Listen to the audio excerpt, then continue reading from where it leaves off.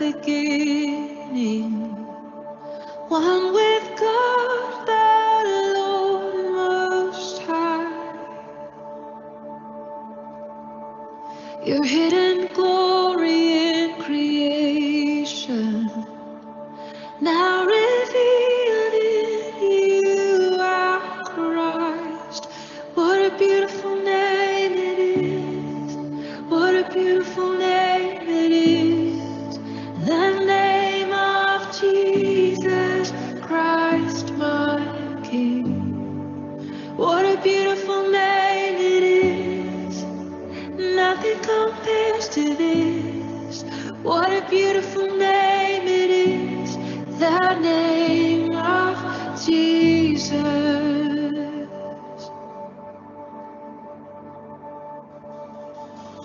You didn't want heaven without us. So Jesus, you brought heaven down. My sin was great, your love was greater.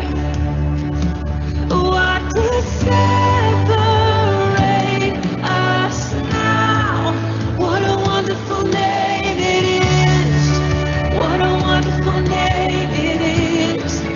The name of Jesus Christ, my King. What a wonderful name it is. Nothing compares to this. What a wonderful name it is. The name of Jesus. What a wonderful name it is. The name of Jesus.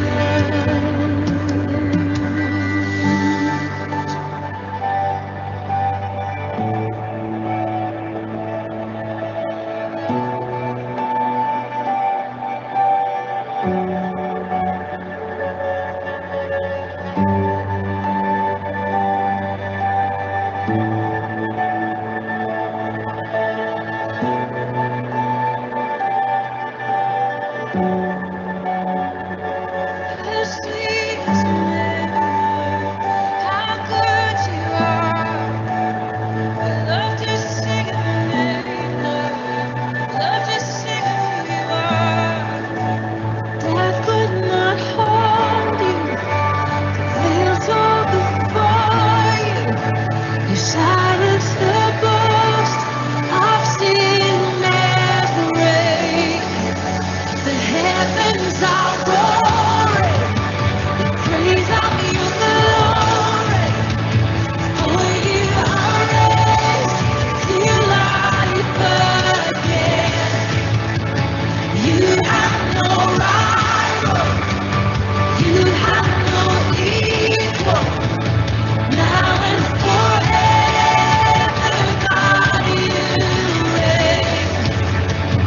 Yours is the kingdom, yours is the glory, yours is the name above all names. What a powerful name it is. What a powerful name it is. The name of Jesus Christ, my King.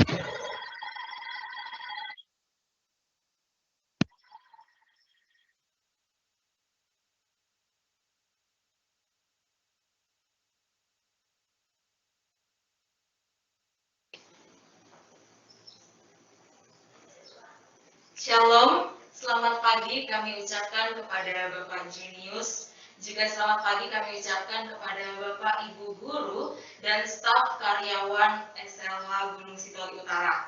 Kami Bapak Ibu Guru juga mengucapkan selamat pagi kepada anak-anak sekalian di tingkat SMP dan SMA yang sedang mengikuti ibadah Paskah online bersama di tempatnya masing-masing. Tema ibadah Paskah kita tahun ini diambil dari Yohanes 20 ayatnya yang ke-11 sampai ke-18, yaitu merindukan Kristus yang bangkit. Kristus telah bangkit untuk kita semua, Bapak, Ibu, dan anak-anak sekalian.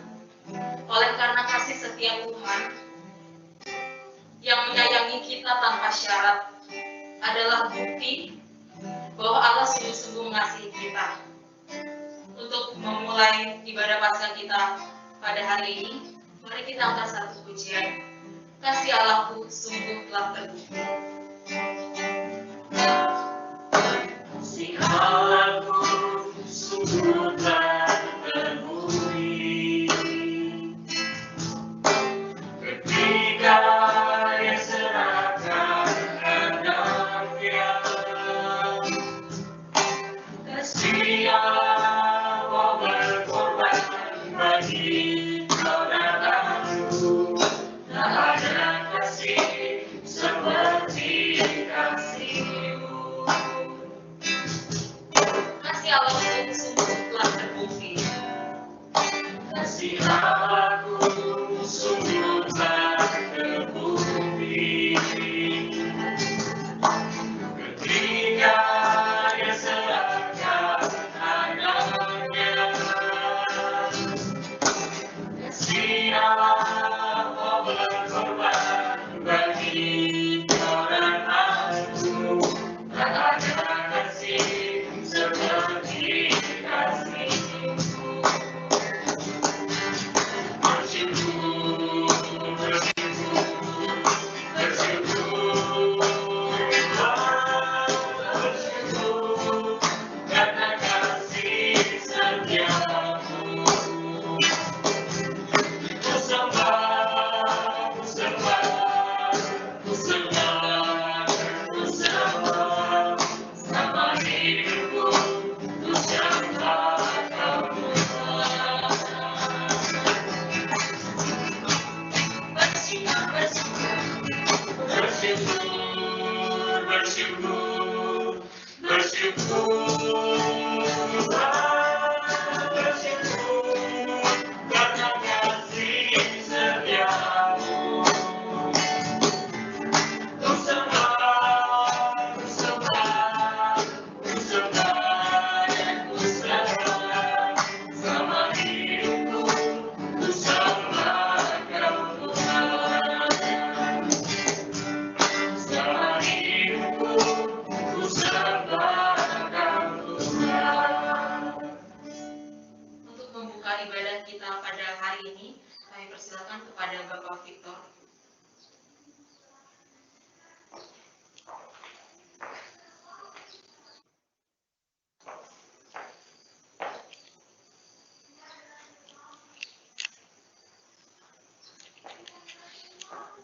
Mari anak-anak dan Bapak Ibu semuanya kita berdoa. Mari kita berdoa. Tuhan, kami sungguh bersyukur pada pagi hari ini atas anugerah Tuhan pada kami semuanya. Kami boleh ada sebagaimana kami ada pada pagi hari ini. Terima kasih untuk anugerah Tuhan, untuk kasih tamu pada kami, sehingga kami boleh merayakan Paskah pada pagi hari ini. Kami berdoa Tuhan untuk kami semua yang ada di sini, kiranya Tuhan yang menolong dan memberkati kami supaya kami boleh bersukacita dan merindukan Kristus yang bangkit pada hari ini. Kami juga berdoa Tuhan untuk pembicara pada hari ini, kiranya Tuhan yang memberikan kekuatan, Roh Kudus untuk berbicara, supaya kami juga berdoa sukacita pada hari ini. Kiranya Tuhan memberkati acara ini Tuhan dari awal sampai akhir. Kami serahkan dalam tangan Tuhan, kiranya Engkau yang memberkati dan menolong semua prosesnya. Di dalam dan demi Kristus Yesus kami berdoa dan mengucap syukur. Haleluya. Amin.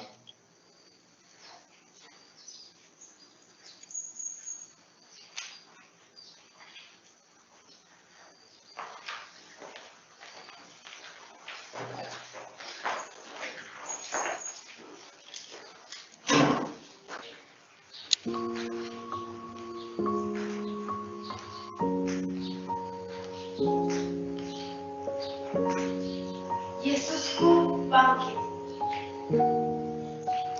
Ketika kau saksikan menyungkup jiwaku,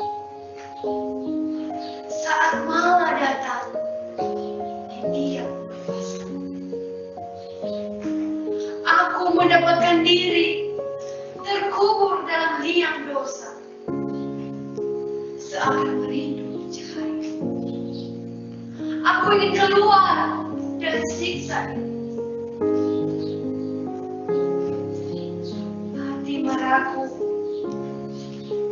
apa aku pantas merindu?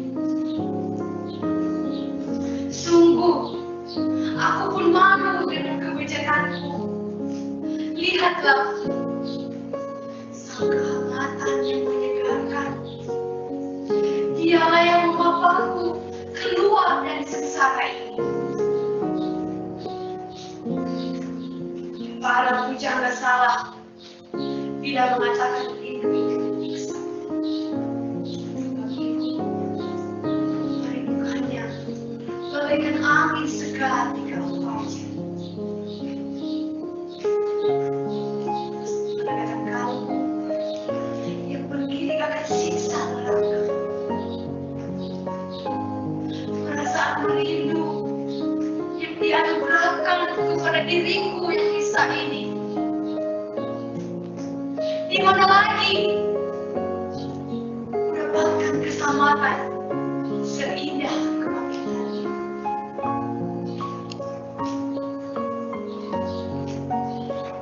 Melihat kubur kosong itu, hatiku bergejolak. Yang kurindu telah kutemukan. Kristus telah bangkit, kalahkan maut. Tiada lagi yang mampu membuatku berhenti. Tiada lagi yang mampu membuatku berjuang. Karena kini, sukacitaku merindumu adalah hal yang biasa.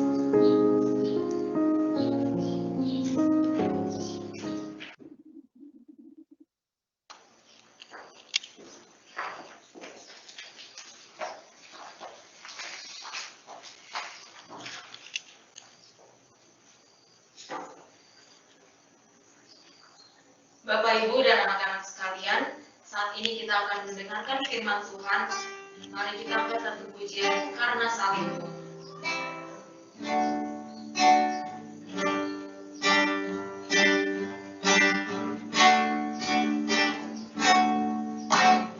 Hanya Kau Tuhan hidupku, Kau berikan hidup yang baru. Aku menyucikan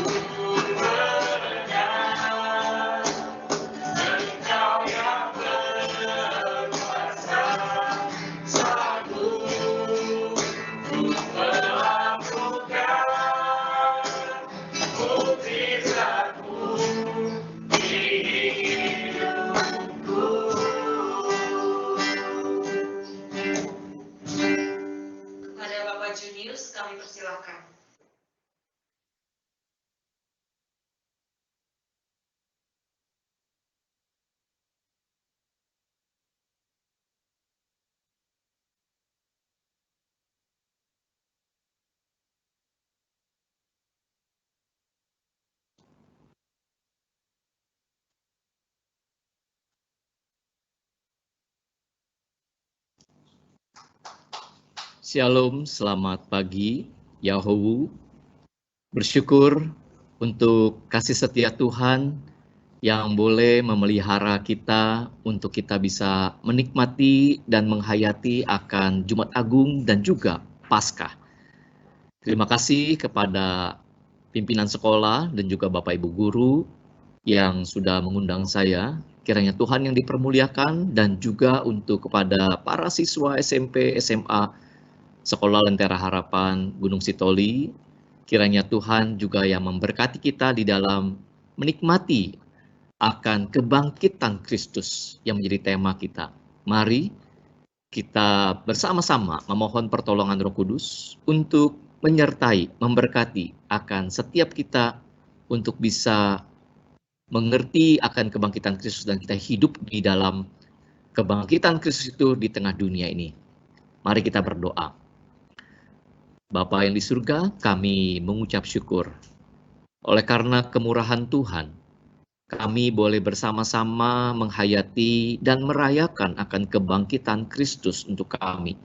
Kalau Kristus yang sudah mati untuk kami, Kristus yang telah menebus dosa kami, Kristus juga yang bangkit, membangkitkan kami untuk hidup di dalam kebenaran, hidup di dalam kasih Tuhan. Kami bersyukur Tuhan kalau kami boleh bersama-sama saat ini akan membaca, merenungkan firman Tuhan. Di tengah kondisi bangsa Indonesia yang masih mengalami pandemi COVID-19 dan juga bangsa di dunia ini, juga adanya bencana alam di NTT, kiranya kami juga memiliki hati yang boleh berempati dan juga memberikan kasih kepada mereka. Tuhan yang menolong kami, sehingga kami bisa memaknai firman Tuhan ini di tengah realita dunia yang sedang bergejolak ini. Kebangkitan Kristus yang seperti apa yang kami bisa hidupi dan kami pahami. Berkata-katalah kepada kami. Kami yang terbatas yang berdosa ini boleh mendapatkan karunia kebenaran daripadamu. Urapi setiap kami yang boleh menikmati firman-Mu. Di dalam nama Tuhan Yesus Kristus yang kebangkitannya kami rayakan saat ini. Amin. Saudara yang kasih Tuhan, mari kita sama-sama merenungkan akan firman Tuhan yang diambil dari Yohanes pasal yang ke-20. Kita sama-sama membuka Alkitab kita dari Yohanes pasal yang ke-20 ya.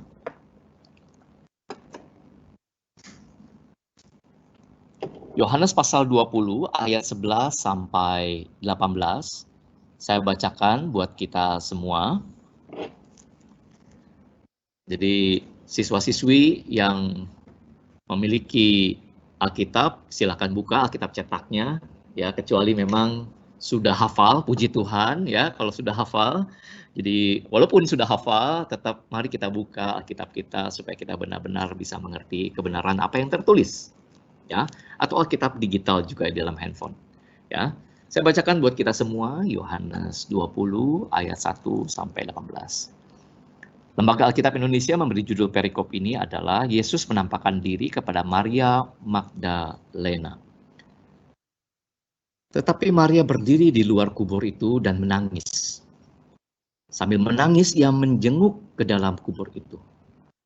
Dan tampaklah olehnya 2 orang malaikat berpakaian putih. Yang seorang duduk di sebelah kepala dan yang lain di sebelah kaki di tempat mayat Yesus terbaring sebelumnya. Kata malaikat-malaikat itu kepadanya, "Ibu, mengapa engkau menangis?" Jawab Maria kepada mereka, "Tuhanku telah diambil orang, dan aku tidak tahu di mana ia diletakkan." Sesudah berkata demikian, ia menoleh ke belakang dan melihat Yesus berdiri di situ, tetapi ia tidak tahu bahwa itu adalah Yesus. Kata Yesus kepadanya, "Ibu, mengapa engkau menangis? Siapakah engkau cari?" Maria menyangka orang itu penjaga taman, lalu berkata kepadanya, "Tuan, jikalau Tuan yang mengambil dia, katakanlah kepadaku di mana Tuan meletakkan dia, supaya aku dapat mengambilnya." Kata Yesus kepadanya, "Maria." Maria berpaling dan berkata kepadanya dalam bahasa Ibrani, "Rabuni," artinya guru. Kata Yesus kepadanya, "Janganlah engkau memegang aku terus, sebab aku belum naik kepada Bapa. Tetapi pergilah kepada saudara-saudaraku dan katakanlah kepada mereka bahwa sekarang aku akan pergi kepada Bapakku dan Bapamu, kepada Allahku dan Allahmu. Maria Magdalena pergi dan berkata kepada murid-muridnya, aku telah melihat Tuhan. Dan juga bahwa Dia yang mengatakan hal itu kepadanya. Demikian jauh pembacaan firman Tuhan. Bersyukur ada satu peristiwa yang sungguh luar biasa. Saya katakan lagi, bersyukur ada satu peristiwa yang luar biasa. Kenapa kita perlu bersyukur akan peristiwa yang luar biasa? Karena kebangkitan Kristus bahkan sebelumnya adalah kematian Kristus bukanlah satu kejadian yang biasa saja. Saudara kasih Tuhan, kalau kita memahami bahwa Yesus seperti banyakkan orang dari agama-agama lain memandang bahwa Yesus itu hanya tokoh manusia biasa yang mendirikan agama. Dan tokoh ini hidupnya jauh daripada kita sebagai orang percaya. Sehingga kita cuma mengatakan, oh iya, dia pernah hidup. Dan katanya pernah mati tapi bangkit. Katanya loh. Jangan-jangan kita sebagai orang Kristen masih mengalami pemahaman seperti itu. Padahal sudah tertulis dalam Alkitab, disaksikan bahkan sebelum kehidupan Kristus yang datang ke dalam dunia ini, sudah dinubuatkan, sudah dijanjikan oleh Allah. Bahwa ia adalah anak Allah yang luar biasa. Bahwa ia adalah anak Allah yang menjadi manusia, akan menebus dosa manusia yang sudah dijanjikan sejak Adam dan Hawa jatuh di dalam dosa. Perhatikan baik-baik itu, sejak Adam jatuh dalam dosa sudah dijanjikan adanya Mesias. Ada dijanjikannya keselamatan daripada Allah. Dan ternyata digenapi. Jadi berita ini adalah bukan berita sekedar berita waktu zaman Yesus. Sehingga kita cuma melihat Yesus ya cuma tokoh biasa. Wah, keliru. Sehingga tidak heran kalau kekristenan kita hanya sebatas kepada Kristus yang hidup dan katanya mati lalu bangkit. Katanya, sekali lagi saya katakan seperti itu. Sehingga di dalam hidupan kita seringkali kita masih menghidupi jiwa kita yang kosong, jiwa kita yang masih belum mengerti adanya Allah yang menyelamatkan kita. Kita melakukan segala aktivitas kita, ditambah lagi ya, pembelajaran yang secara daring sejak, ya boleh dikatakan setahun yang lalu begitu. Daring, akhirnya menjadi apa? Garing, ya, crunchy gitu. Crunchy itu, aduh, bosan. Ya, betul gak? Ayo siswa-siswi. Jangan-jangan Bapak Ibu Guru juga ya, aduh bosan ngadapin anak-anak ini lagi di layar lagi. Ayo nak, nyalakan lagi layarnya. Ayo nak, dijawab. Aduh ini kok nggak hadir terus. Dan alasan yang selalu menjadi alasan yang populer adalah jaringannya kurang bagus. Ya sih, jaringan pasti. Karena teknologinya masih terbatas. Tapi membuat kita akhirnya tidak menikmati akan pembelajaran. Kita tidak menikmati akan adanya satu proses yang Tuhan juga izinkan terjadi, yang Tuhan juga sedang nyatakan kehendaknya. Jadi kita masih menghidupi kehidupan yang kosong, yang kita masih mencari, yang memuaskan hati. Kenapa? Karena kita masih terpatok kepada Kristus yang katanya. Sekali lagi, terpatok pada Kristus yang katanya pernah hidup, menderita, mati, dan bangkit. Kita masih jauh dari realita kebangkitan Kristus. Nah, bagaimana kita bisa memahami lagi akan realita kebangkitan Kristus? Nah, di sini saya mengajak kita untuk merenungkan bersama. Yaitu apa? Mari kita perhatikan bersama-sama di sini bahwa kematian Kristus adalah satu kejadian yang sungguh luar biasa. Sekali lagi saya katakan, kematian Kristus bukan biasa saja. Kematian Kristus ini luar biasa. Sekali lagi, kematian ini Kristus ini luar biasa. Apa yang maksudnya luar biasa? Ada fakta. Ada fakta yang dinyatakan. Ada fakta yang dituliskan.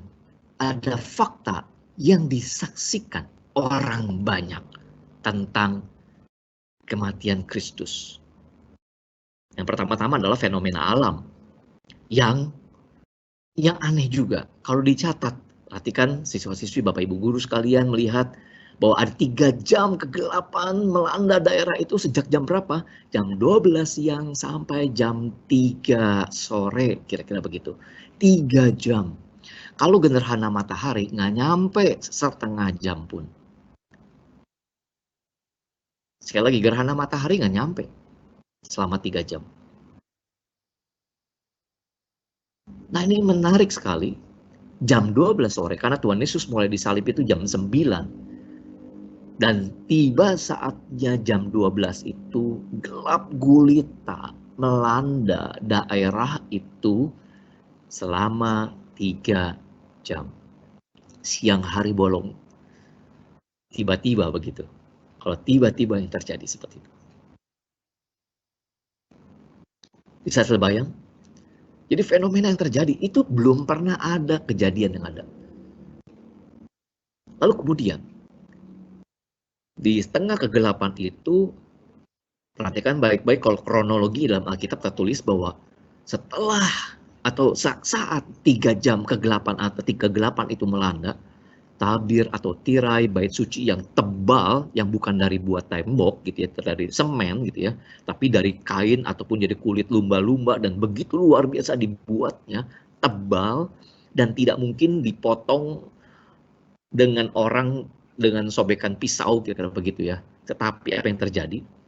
Tabir tirai bait suci terkoyak menjadi 2 dari atas sampai bawah. Jadi bukan sekedar sobek, tapi terbelah. Dikatakan terbelah itu artinya terpisah menjadi 2. Tidak ada orang yang melakukannya.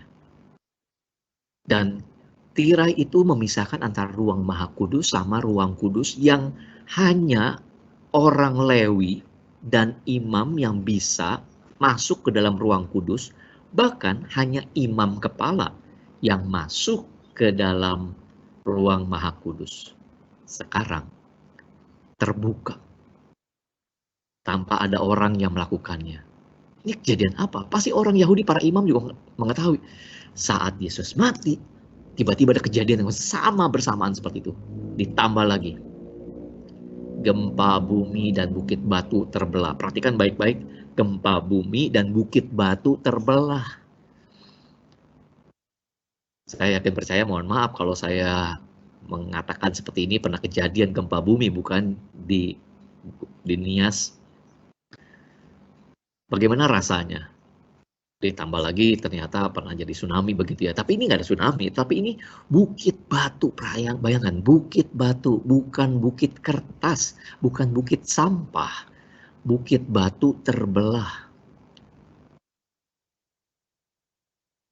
Ini fenomena apa yang terjadi? Udah gelap gulita, tabir terbelah 2, gempa bumi, dan bukit batu terbelah. Ini ada apa ini?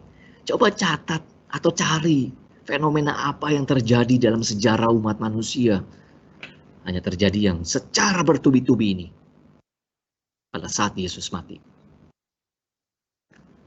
Lalu fakta yang berikutnya lagi yang dicatat dalam Alkitab, bahwa kubur-kubur terbuka, kubur-kubur yang terbuka di daerah sana ya, Yerusalem kira-kira begitu ya. Dan kubur yang mana yang terbuka hanya dicatat di dalam Alkitab itu adalah orang-orang kudus. Siapa orang-orang kudus itu? Yang dimungkinkan adalah mereka orang yang kalau di dalam Injil Matius itu dituliskan ada Simeon, ada Hana. Saya duga mereka itu sudah meninggal dunia. Ya. Karena waktu Yesus lahir aja mereka sudah lanjut usia, sampai Hana mengatakan atau Simeon juga mengatakan, sudah tiba saatnya aku sudah melihat keselamatan daripada Tuhan. Nggak lama mungkin meninggal dunia. Dan saya duga ini interpretasi ya kira-kira. Orang-orang seperti inilah yang kuburnya terbuka. Dan menarik ya, kuburnya terbuka itu saat kematian Kristus. Tetapi pada saat Yesus bangkit, orang-orang yang mati tadi meninggal dunia itu keluar dari kubur dan menampakkan diri. Waduh, ini zombie atau bukan ya? Coba Siswa-siswi yang dikasih Tuhan sudah pernah membaca ini dan membayangkan seperti apa yang terjadi kehebohannya saat itu. Ini tanda yang nggak biasa. Ini tanda yang sungguh luar biasa. Bukan sekedar luar biasa, ajaib. Kalau dalam bahasa kerennya tuh amazing ya. Amazing. Wow. Jadi ini apa ini? Kalau cuma kejadian biasa dan kalian juga menganggapinya cuma alah biasa gitu. Saya nggak tahu apa yang dialami oleh siswa-siswi satu hal yang luar biasa. Mungkin ada berita bagi siswa-siswi yang kelas 12 diterimanya di perguruan tinggi negeri. Wow, terima kasih Tuhan. Atau diterimanya beasiswa di sekolah atau perguruan tinggi yang difavoritkan. Wow, puji Tuhan, keren, terima kasih Tuhan. Tapi kejadian ini melampaui dari apa yang kita rasakan. Kenapa? Karena ada anak Allah yang mati. Yesus Kristus bukan sekedar manusia, tetapi dia ada anak Allah yang mati, menebus dosa manusia, menggantikan manusia yang seharusnya dihukum oleh Allah, menerima akan murka Allah, tapi Yesus Kristus menggantikannya. Ini saat kematian Kristus. Mari kita lihat fakta yang lain, yaitu apa? Saat kebangkitan Kristus. Kebangkitan Kristus pun menjadi satu fenomena atau menjadi satu tanda ajaib yang sungguh luar biasa dialami orang-orang saat itu. Nah, bagaimana kita bisa mengertinya? Mari kita lihat fakta-fakta berikutnya. Ya. Jadi saat dan juga setelah kebangkitan Kristus. Kalau tadi di dalam kematian Kristus cuma dikatakan gempa bumi dan bukit-bukit batu terbelah. Tetapi, kalau saudara melihat di dalam Matius pasal 28 ayat yang kedua, pada saat kebangkitan Kristus masih subuh-subuh di hari Minggu itu, ada gempa bumi yang hebat. Dalam Injil yang sama, Matius, saat kematian Kristus, hanya gempa bumi dan bukit batu terbelah. Tetapi di saat kebangkitan Kristus, gempa bumi yang hebat. Jadi berselang waktu lebih kurang 2 harian, saat Kristus mati sama bangkit, 2 kali kejadian gempa bumi. Ayo, coba. Ini satu fenomena apa ini? Orang Indonesia, bangsa Indonesia seringkali kan suka bertanya-tanya tanda-tanda alam. Ini ada apa kejadian ini? Oh, langsung berpikir jangan-jangan Tuhan sedang marah. Jangan-jangan Tuhan sedang murka oleh karena dosa manusia. Kenapa orang Kristen tidak menjawab seperti ini? Pada saat fenomena terjadi alam, ada tanda keselamatan yang Tuhan sedang nyatakan buat kita. Begitu dong.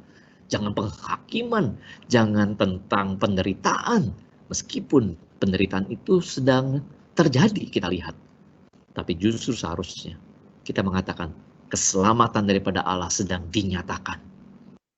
Satu bernilai positif. Sehingga kita lihat baik lagi. Ada gempa bumi yang hebat, lalu dikatakan di dalam Matius juga ada malaikat yang datang, membuat para penjaga tentara Romawi itu yang menjaga kubur Tuhan Yesus, yang bukan sembarang penjaga, karena para imam mengatakan begini kepada Pilatus. Tuanku Pilatus, orang ini pernah mengatakan bahwa ia akan bangkit hari yang ketiga setelah ia mati. Saya duga dan saya khawatir, maksudnya para imam ini, para muridnya akan mencurinya. Mohonlah dijaga kubur Tuhan Yesus Kristus. Dan kubur itu kan adalah kubur yang miliknya Yusuf Arimatea, seorang yang memang sangat prihatin dengan kematian Yesus dan meminta bersama dengan Nikodemus untuk menurunkan tubuh Yesus dari salib dan menguburkan di tempat yang terdekat karena sudah mau masuk hari Sabat, hari Paskah besarnya orang Yahudi. Jam 3 diturunkan tubuh Tuhan Yesus yang sudah mati itu dan langsung dikuburkan sebelum jam 6 sore, karena jam 6 sore lewat sudah masuk hari Sabat dan perayaan Paskah bagi orang Yahudi saat itu. Sehingga setelah dikuburkan dan juga dicatat dalam Yohanes pasal yang ke-19 itu, sudah dirempah-rempahi oleh Nikodemus dan juga Yusuf dari Arimatea ini, kubur ditutup dengan batu dan dijaga penjaga. Tetapi pada saat subuh-subuh, gempa bumi yang dahsyat, malaikat turun seperti kilat, mengaburkan orang-orang penjaga di sana dan membuka batu penutup kubur. Di dalam Yohanes pasal 20 dicatat bahwa batu itu terguling, tergeser dari posisinya. Kekuatan manusia memang bisa, tetapi saat itu perempuan-perempuan yang datang. Ya mungkin Wonder Woman yang datang kali ya. Tanpa harus geser dari kejauhan karena ada kilat gitu ya. Wonder Woman jangan-jangan nih perempuan-perempuan ini gitu ya. Tapi tidak. Alkitab menuliskan dan disaksikan oleh perempuan dan juga penjaga-penjaga menyaksikan ada kilatan yang akhirnya menggeser batu. Itu fakta yang tidak bisa dipungkiri lagi. Walaupun para penjaga itu dibayar oleh para imam. Di dalam Injil Matius pasal 28 sudah ditulis bahwa mereka dibayar, mereka disuap. Bahwa itu dibuat palsu, ada hoax gitu begitu. Nah, ini fakta yang kita bisa melihat bahwa ini bukan kejadian yang biasa, saudara kasih Tuhan. Ada kejadian yang sangat amat luar biasa yang dialami. Lalu apalagi? Kain kafan yang dicatat dalam Yohanes pasal 20, saudara bisa lihat, kain kafan terletak di tanah. Apa maksudnya kain kafan terletak di tanah? Jadi mari saya kasih ilustrasi ya. Tuhan Yesus kan dibaringkan di kubur. Lalu kalau ada yang mencuri harusnya dibawa tubuh Tuhan Yesus bersama kain kafannya. Tetapi ternyata tidak. Kalau ada mencuri, pencurinya harusnya menggunakan kain kafannya juga dibawa. Kenapa begitu? Karena rempah-rempah ataupun yang untuk mengawetkan tubuh seseorang yang meninggal dunia itu bukan bumbu serbuk. Karena kalau kita bilang rempah-rempah, pikirnya lada, pala, begitu ya, merica, itu ya, lada, garam, sehingga ditaburkan. Enggak. Dituliskan selalu mengurapi karena bentuknya seperti minyak. Sekali lagi, bentuknya seperti minyak, bukan serbuk. Sehingga kain kafan itu pasti menempel pada tubuh Kristus. Sehingga kalau orang mencurinya sekalian sama kain kafan, ini tidak. Artinya apa? Kristus bangkit dengan cara dia bangun, lalu pada saat dia bangun, karena tempat di mana ia diletakkan itu lebih tinggi daripada tanah. Lalu saat dia bangun, atau begini saya ilustrasinya ya. Siswa-siswi mungkin pada saat lagi tidur, pakai selimut. Lalu kalau bangun kan biasanya selimutnya di mana? Masih di ranjang, bukan? Atau yang pakai sarung barangkali. Setelah bangun, lalu menginjakkan kaki di lantai, selimutnya atau sarungnya jatuhnya di mana? Bukan di ranjang, bukan? Karena sudah menginjak kaki di lantai. Lalu turun atau jatuhlah sarung atau selimutnya di lantai. Jadi itu indikasi yang menarik sekali bahwa Kristus memang sudah hidup. Maka ia bangkit dan kain kafannya terlepas ada di tanah. Kemudian fakta berikutnya adalah kain penutup muka, kain peluh disebutnya, itu posisinya bukan jatuh. Jadi artinya pada saat kita, misalkan saya tutup sesuatu begitu ya, dibuka dulu, baru Yesus bangun, kain kafannya jatuh. Tetapi yang menarik adalah kain penutup muka itu terlipat rapi. Terlipat rapi. Kalau ada pencuri yang mencuri tubuh Yesus, kain kafannya tidak diambil, pencurinya santun. Kenapa saya sebut santun? Karena kain kafan, kain menutup peluh itu dilipat, kita rapihin ya, biar kelihatannya rapi, kita pencuri yang santun. Hello, menarik sekali kalau begitu. Ini enggak. Jadi Tuhan Yesus menunjukkan satu perbuatan ajaib. Dengan tenang. Dan dia bangun, kain kafan terlepas di dalamnya. Waktu kubur dibuka itu bukan untuk supaya Yesus keluar. Sekali lagi, pintu kubur, pintu batu yang menutupi kubur itu dibuka supaya Yesus keluar, bukan. Kenapa? Karena pada saat Yesus bangkit dengan tubuh kemuliaan, tanpa harus adanya pintu yang terbuka, ia bisa keluar, ia bisa masuk. Masih ingat fakta di mana para murid sedang berkumpul dalam satu ruangan, pintu terkunci, jendela terkunci karena mereka ketakutan karena ada berita bahwa tubuh Yesus dicuri begitu oleh para murid. Tiba-tiba Yesus hadir di tengah ruangan itu. Nah, pintu tertutup. Jadi tanpa Yesus melihat batu kubur itu dibuka, ia sudah keluar. Sehingga kubur yang terbuka itu ada untuk menunjukkan ia tidak ada di sana. Sekali lagi, kubur yang terbuka untuk menunjukkan bukan Yesus keluar, tetapi tidak ada Yesus di sana. Makanya pada saat yang kita baca tadi, ada malaikat yang duduk di ujung kepala dan juga kaki di mana Yesus diletakkan. Ada dua malaikat, Maria atau perempuan yang melihat itu. Mereka mengatakan, tidak ada lagi di sini. Siapa yang kau mau cari? Sekali lagi, malaikat itu mengatakan, ia tidak ada di sini. Siapa yang kau cari? Dan setelah itu, dia menampakkan diri kepada siapa? Pertama-tama Maria Magdalena. Kemudian nanti kepada Simon Petrus. Kemudian para murid-murid.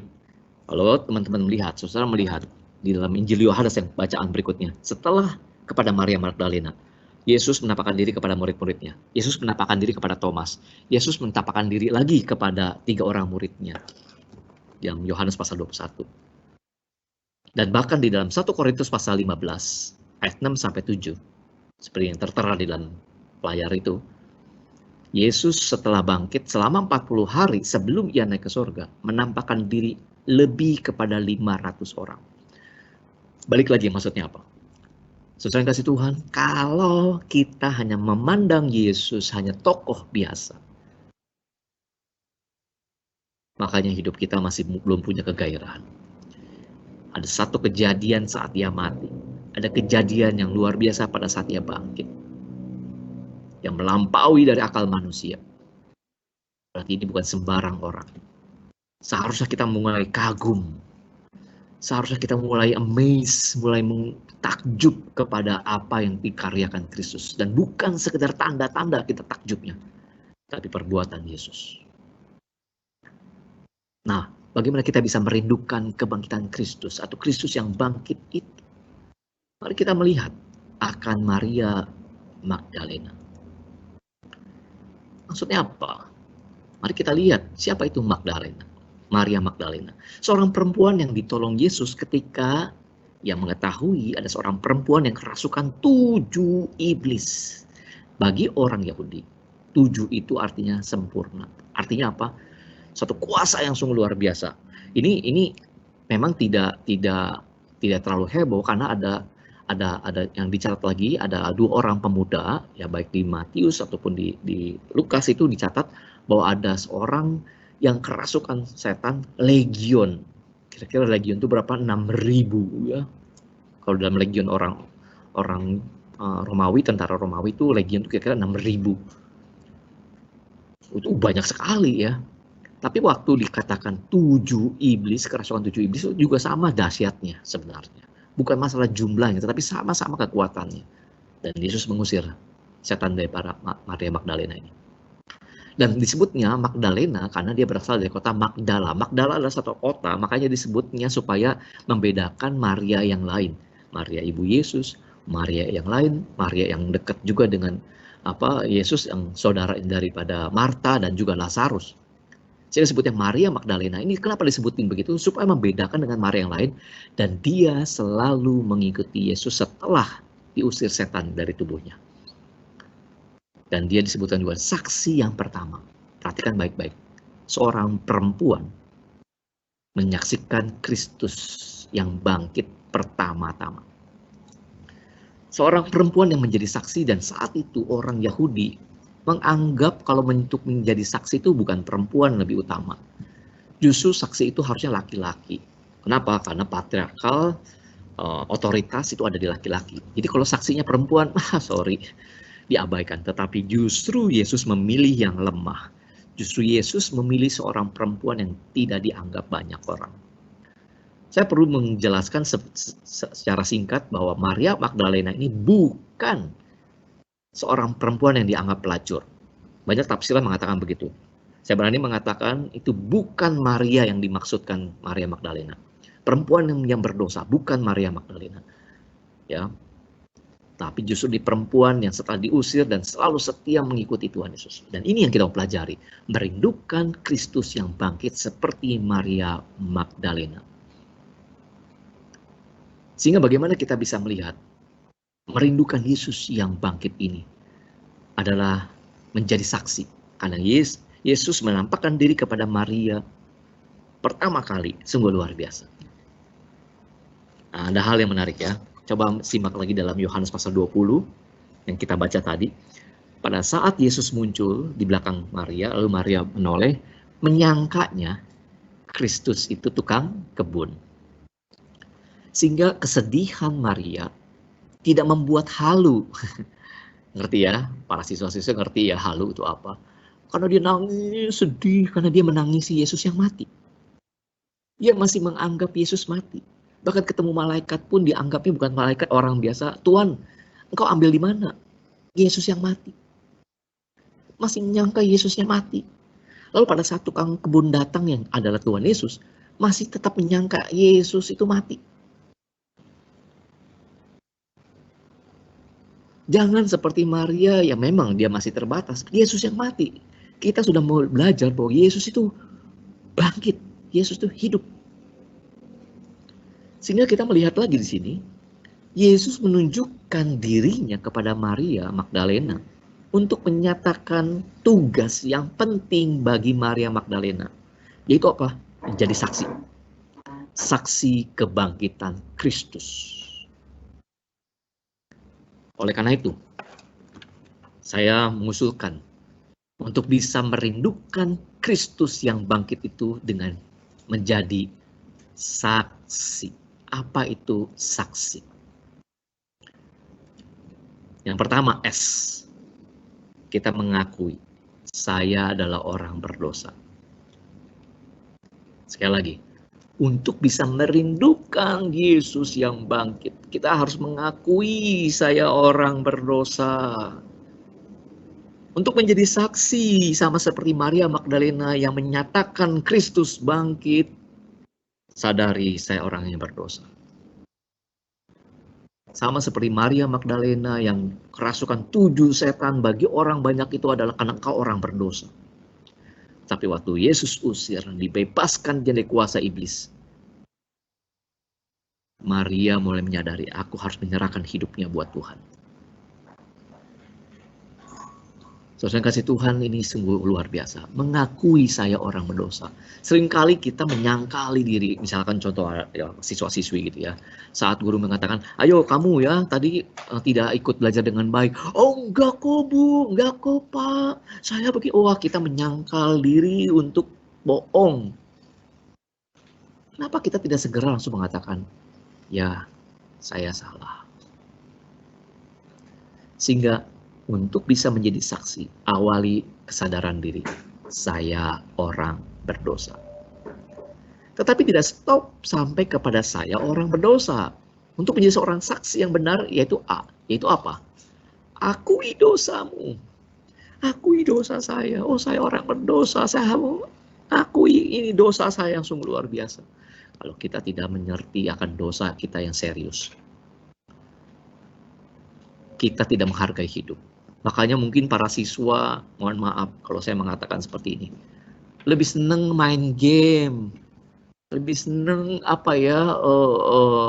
game online, TikTokan, Instagraman gitu ya. Sehari-hari waktunya seperti itu karena tidak menyadari bahwa hidup itu penuh dengan dosa.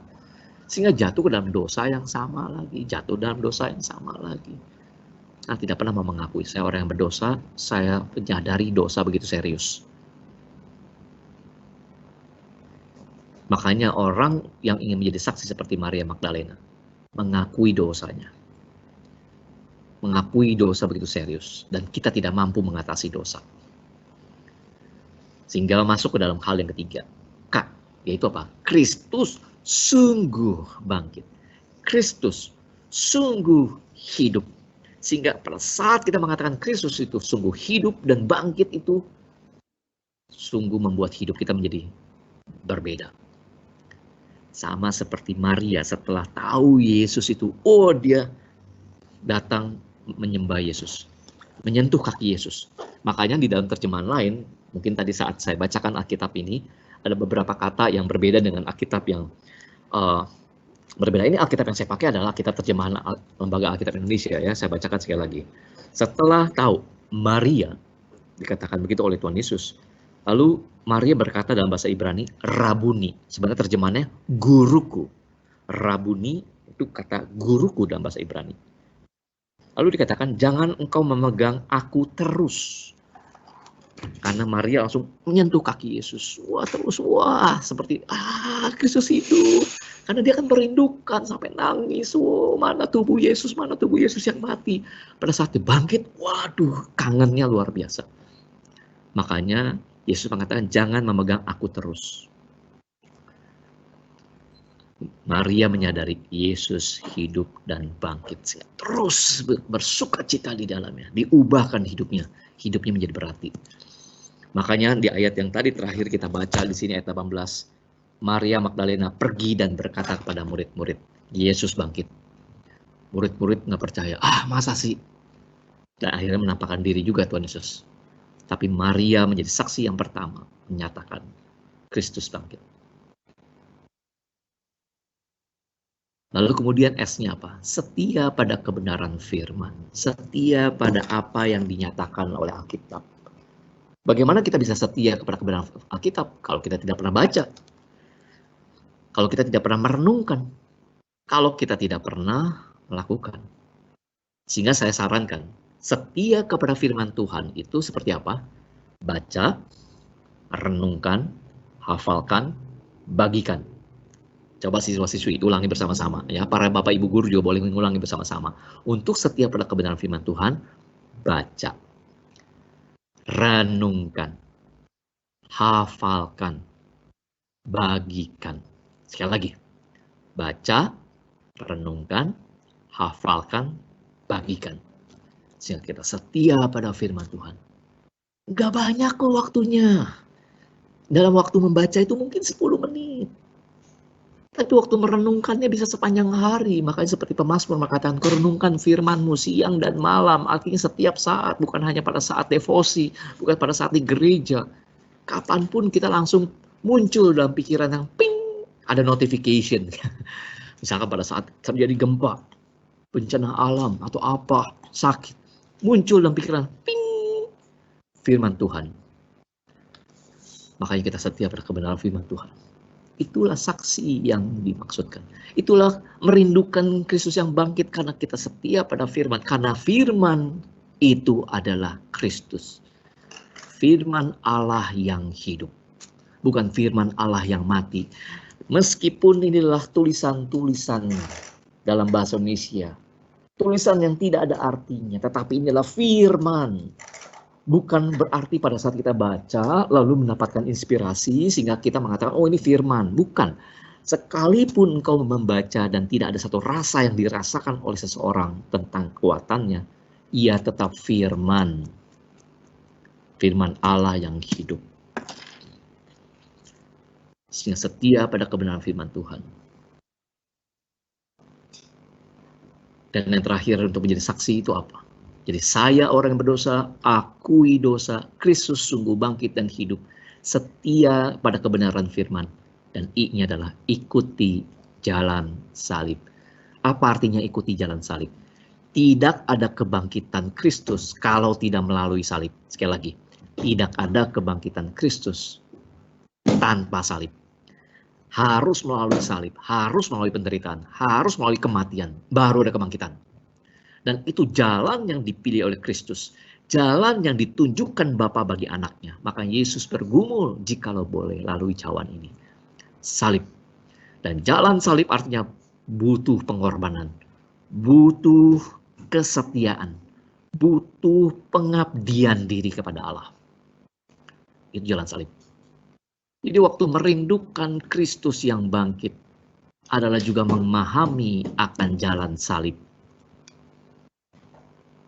Dan itulah yang utama. Saudara yang kasih Tuhan, maukah engkau menjadi saksi? Sehingga tema kita saat ini merayakan Kristus yang bangkit dengan satu komitmen kita mau menjadi saksi. Oleh karena itu, bagian terakhir saya tutup dalam ibadah khotbah ini, kita mulai memahami seperti apa. Jadi saksi itu di mana ada kasih yang dinyatakan bagi Kristus. Tercipta kesetiaan yang teguh padanya. Sama seperti Maria Magdalena setelah diusir 7 setan dalam tubuhnya. Ada kasih yang ditunjukkan bagi Kristus karena dia selalu mengikuti, dia murid yang setia. Bahkan dia menyaksikan penderitaan Kristus, jalan salibnya sampai dia mati di kayu salib. Maria Magdalena menyaksikan itu terus sampai pagi-pagi datang menyaksikan kebangkitan Kristus. Kenapa bisa begitu? Karena ada kasih yang dinyatakan bagi Kristus. Kalau saudara melihat tadi bacaan kita, pada saat Maria mengatakan, Bapa atau Tuhan, di manakah Yesus Tuanku itu engkau bawa? Kalau engkau tahu. Tapi waktu Yesus mengatakan, Maria, apa artinya itu? Cuma menyebut manggil nama Maria, itu ada panggilan khusus yang Maria peka sekali. Itu panggilan Tuhan Yesus. Bukankah sama seperti dalam Yohanes dikatakan ya, akulah gembala yang baik. Aku mengenal domba-dombaku. Dan domba-dombaku mengenal gembalanya. Sekali lagi, Yesus pernah mengajarkan tentang gembala yang baik dalam Injil Yohanes. Akulah gembala yang baik. Aku mengenal domba-dombaku. Dan domba-dombaku mengenal aku. Karena kasih kepada Allah, kasih kepada Kristus yang begitu luar biasa Maria Magdalena. Sehingga waktu Yesus mengatakan Maria, Yesus menyebutkan nama Maria karena kenal Maria Magdalena. Dan Maria Magdalena mengenal Kristus. Sehingga dia katakan, Rabuni, ya guruku. Kasih kepada Allah dinyatakan. Ada kesetiaan yang teguh kepadanya. Ada tekad hati yang bulat untuk terus melekat kepadanya. Makanya akan terus, saya belum baca firman Tuhan. Bukan sekedar rutinitas. Tapi ada kerinduan untuk terus setia kepada firman. Setia pada kebenaran firman Tuhan. Kalau visi dari sekolah yayasan kita, ada true knowledge. Alami itu true knowledge. Betul kita yakini ini adalah true knowledge. Meskipun ilmu pengetahuan adalah satu kebenaran yang benar. Tetapi dia terus berkembang dan mungkin keliru. Tetapi firman Tuhan adalah kebenaran yang sejati. Kebenaran yang absolut. Poin yang kedua yang terakhir. Di mana ada keinginan yang sungguh-sungguh untuk mengenal Kristus. Di situ akan ada anugerah, sarana pengetahuan untuk mengenal dia. Sekali lagi, sama seperti Maria Magdalena yang terus mencari, tetapi mencari Kristus yang mati. Tetapi pada saat Kristus dinyatakan itu bangkit, sungguh luar biasa. Makanya ada keinginan yang sungguh-sungguh untuk mengenal Allah akan diberikan sarana pengetahuan. Mari kita lihat di Hosea pasal yang ke-6 ayat 2-3. Saya bacakan buat kita semua. Hosea pasal yang ke-6 ayat 2 dan 3. Ia akan menghidupkan kita sesudah 2 hari. Ini suatu nubuatan ya. Ia akan menghidupkan kita sesudah 2 hari. Pada hari yang ketiga, ia akan membangkitkan kita. Walaupun Kristus sudah bangkit, tapi ia membangkitkan kita. Dan kita akan hidup di hadapannya. Ayat yang ketiga, marilah kita mengenal dan berusaha sungguh-sungguh mengenal Tuhan. Ya pasti muncul seperti fajar. Ya akan datang kepada kita seperti hujan. Seperti hujan pada musim yang mengairi bumi. Puji Tuhan. Saya rindu setiap kita. Baik siswa-siswi maupun Bapak Ibu guru sekalian. Merindukan Tuhan yang bangkit. Merindukan untuk mengenal Kristus yang terus-menerus hidup di dalam diri kita. Sehingga kita akan diberikan satu fajar yang cerah. Air hujan yang pada musim yang kering tiba-tiba muncul. Air hujan itu membuat dahaga daripada tanah bumi ini terpuaskan. Ya, luar biasa. Inilah firman Tuhan yang dinyatakan. Inilah satu kenyataan, fakta yang sudah dinyatakan. Dan itu sungguh terjadi. Dan terus terjadi karena kebenaran itu boleh dinyatakan. Jadilah saksi Kristus. Hidupilah di dalam kebangkitan Kristus. Kiranya Tuhan memberkati kita semua. Amin. Mari kita berdoa. Bapa yang di surga, kami mengucap syukur. Kalau Engkau yang boleh menyatakan kebangkitan daripada Kristus anakmu yang telah menebus kami umat yang berdosa di dalam kematian dan kebangkitannya. Kami bersyukur ya Bapa atas anugerah keselamatan yang dinyatakan. Setelah kami membaca merenungkan ini, anugerahkan hikmat, kekuatan melalui kuasa Roh Kudus setiap kami Tuhan. Biarlah kami hidup di dalam kebangkitan Kristus yang memberikan hidup. Karena kehidupan Kristus yang bangkit itu menyatakan satu hari depan yang penuh dengan kemenangan, penuh dengan anugerah. Ada makna yang begitu berarti, karena kami dibebaskan daripada dosa. Kemenangan Kristus sudah dinyatakan. Terima kasih Tuhan, terima kasih. Demi nama Tuhan Yesus Kristus yang sudah bangkit buat kami, dan menyatakan kemenangannya, dan hidup di dalam kami. Kami berdoa dan bersyukur. Amin.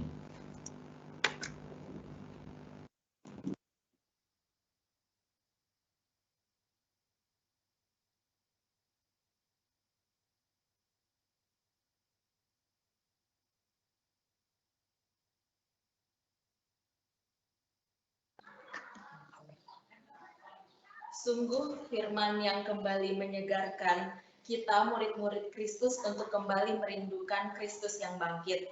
Untuk memberikan sepatah kata, kami persilakan kepada Ibu Esther Lase selaku Koordinator Sekolah Lentera Harapan Gunung Sitoli Utara. Oke, terima kasih Bu Kezia. Selamat Paskah dan selamat pagi juga untuk Pak Junius Hardi. Selamat datang di Pulau Nias, Pak, walaupun secara virtual. Ya, senang sekali bisa bertemu dan bisa dilayani oleh Bapak pada pagi hari ini. Kami anak-anak dari SMP, SMA, Sekolah Harapan menyambut dengan sukacita firman Tuhan yang kami sudah dengarkan tadi. Salam kenal dari kami semua, Pak, walaupun hari ini kita live event nggak bisa tatap muka secara langsung dengan anak-anak, tapi kalau di rumah mereka sudah mengikuti ya, ada sekitar 170-an tadi yang mengikuti. Dan ini ada yang sebagian yang mengikuti di sekolah juga, ada yang di ruang kelas dengan tatap muka. Dan juga ada yang sebagian kita kumpulkan di aula juga. Dan untuk anak-anak semuanya, sungguh firman Tuhan yang sangat memberkati tadi, kiranya itu terus menjadi pengingat bagi kita. Seperti tema sekolah yang kita gumulkan dalam tahun ini, merindukan Kristus yang bangkit, dan ada beberapa cara tadi yang Bapak Junius sudah sampaikan, ya, menjadi saksi. Nah, apa tadi menjadi saksi? Coba diingat-ingat lagi. Ya, tadi ada beberapa kepanjangannya yang cukup mudah untuk kalian ingat ya. Kamu harus akui bahwa kamu itu adalah orang yang berdosa, ya, dan kemudian harus berani menjadi saksi, menceritakan Kristus kepada orang-orang yang berada di sekitar kamu. Ya, mulai dari lingkungan keluarga, dengan teman-teman, ya, saksikan terus bagaimana kebesaran Kristus. Itu boleh menopang kehidupan kamu sampai pada saat ini. Coba renungkan hal-hal yang baik dalam hidup kamu. Itu semuanya karena memang sungguh perbuatan Kristus. Nah, anak-anak mungkin kalian bertanya-tanya ya, Pak Junius ya, beberapa anak-anak mungkin masih belum kenal dengan Bapak ya. Jadi anak-anak semuanya saya perkenalkan, ini Pak Junius Hardi ini adalah seorang dosen UPH ya. Kalau yang saya baca di profilnya adalah dosen di Fakultas Farmasi ya Pak ya.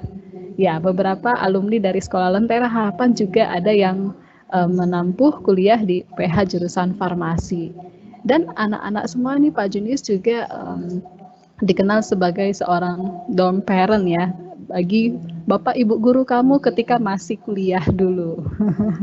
Jadi mereka juga ingin sekali supaya kalian juga bisa mengenal ya sosok Pak Junius Hardi, karena Pak Junius Hardi juga banyak berperan dalam pembentukan rohani ya, spiritual bapak dan ibu guru selama menempuh perkuliahan di UPH. Jadi sekali lagi kami ucapkan terima kasih kepada Pak Hardi, Pak Junius ya. Kiranya dalam lain kesempatan kita bisa bertemu entah itu secara virtual, namun kami sangat berharap bisa secara tatap muka juga ya. Kapan-kapan bisa tur ke Nias Pak merekrut calon mahasiswa UPH barangkali ya. Oke, terima kasih itu saja dari saya. Tuhan kiranya terus berkati pelayanan Bapak dan kita semua di YPPH secara khusus. Sampai bertemu, Tuhan berkati. Puji Tuhan, terima kasih kembali Bu Esther. Salam kenal Bu. Salam kenal Pak. Ya, Bu Kezia, saya kembalikan kepada worship leader-nya.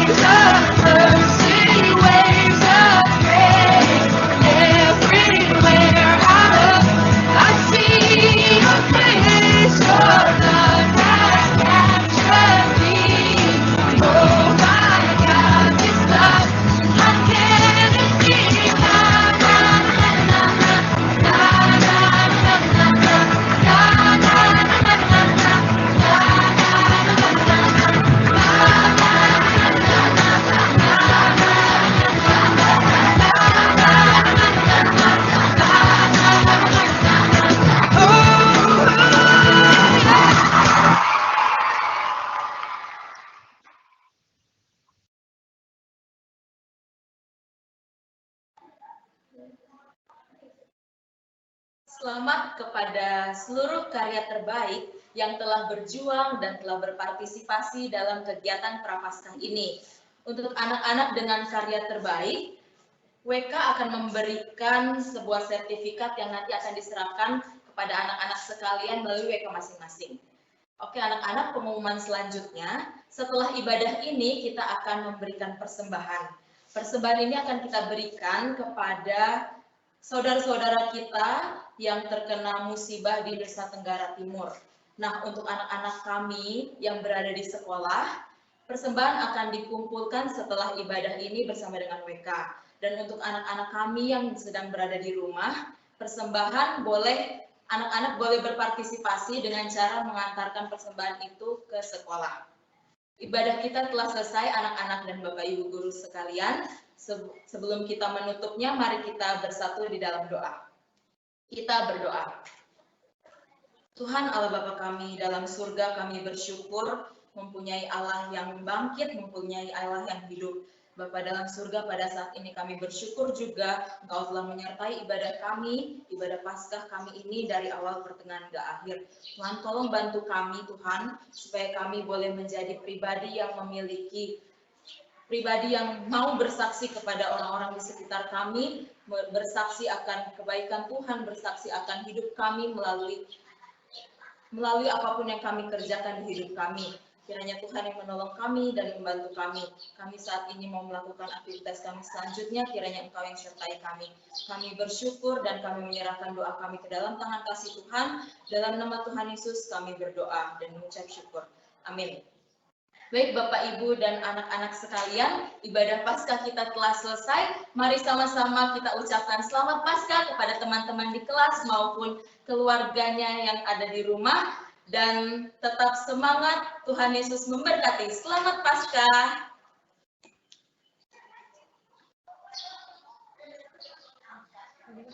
Selamat Paskah Bapak Ibu sekalian, anak-anak.